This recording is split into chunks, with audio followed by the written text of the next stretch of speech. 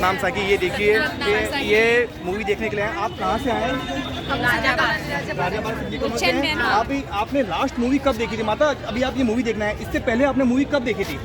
कोई सी भी गुरु की नहीं, कोई सी मूवी सिनेमा में आप कब देखने गए थे? आप 30 साल हो गए। 30 साल हो गए मूवी देखने। लेकिन जब ये सद्गुरु स्वामी टेवराम बाबा जी की मूवी लगी, उनकी ताकत आपको यहाँ खींच लाई।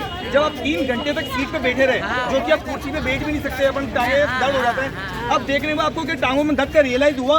इससे आपको क्या शिक्षा मिलती है? अम्मा डिसो ये अम्मा ये डंडे थे मूवी की ताकत है। गुरु सद्गुरु स्वामी टेवराम बाबा जी ताकत इन्होंने डंडे से खींची आई है।